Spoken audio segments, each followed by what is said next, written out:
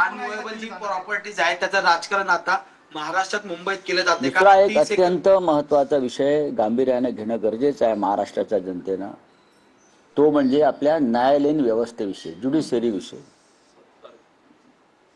सत्कार करण्यात आला. या देशाचे सुप्रीम कोर्टाचे सर्वोच्च न्यायालयाचे मुख्य न्यायाधीश जस्टिस सूर्यकांत यांच्यासमोर गेल्या 3.5 वर्षापासून शिवसेना कोणाची, शिवसेनेचं चिन्ह कोणाचं, धनुष्यबाण कोणाचं, खरी शिवसेना कोणाची या संदर्भातला खटला जवळजवळ 3 वर्षापासून प्रलंबित त्यांच्या टेबलावर आहे. आणि हे महाशय तारखांवर तारखा देत आहेत, स्वतःच तारीख ठरवतात आणि स्वतः 2-2 महिने तारीख पुढे ढकलतात.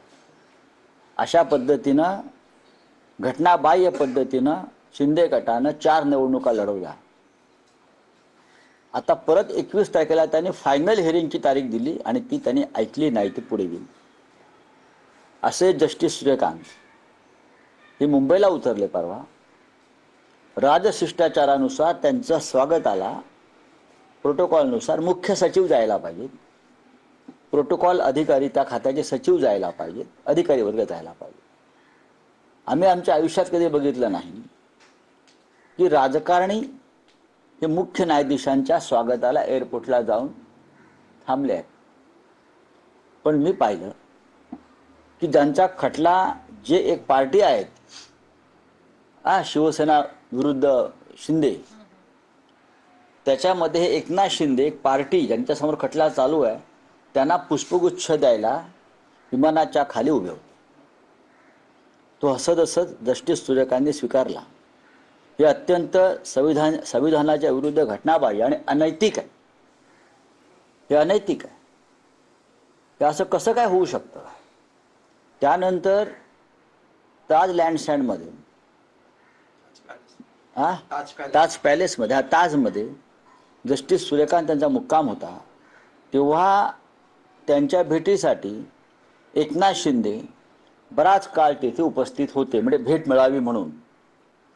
ज्यांचा खटला ज्या न्यायमूर्तीसमोर सुरू आहे त्यांना भेटणं, त्यांच्यावर राजकीय प्रभाव टाकणं, हेच जर चालणार असेल तर या देशाच्या न्यायव्यवस्थेवरील उरला सुरला विश्वास उडून जाईल. आम्हाला तारखांवर तारखा का मिळतात आणि आम्हाला न्याय का मिळत नाही हे काल पुन्हा एकदा सिद्ध झालं. पुन्हा त्या न्यायमूर्तींचा सत्कार कोणी केला? तर त्या जे पार्टी आहेत या खटल्यामध्ये, अजित पवार आणि शिंदे. जस्टिस सूर्यकांतना काहीतरी वाटायला पाहिजे होतं की हे संविधानाच्या विरोधामध्ये, यांचा खटला माझ्यासमोर चालू आहे आणि मी त्यांच्याकडून सत्कार स्वीकारतोय. हा काय प्रकार आहे? जस्टिस सूर्यकांत हे जर संविधानाचे पहारेकरी असतील तर त्याने अशा प्रकारचं वर्तन करणं हे कोणत्याही नीतिमत्तेत बसत नाही. काल ते भाषणात काय म्हणाले जस्टिस सूर्यकांत? Justice delay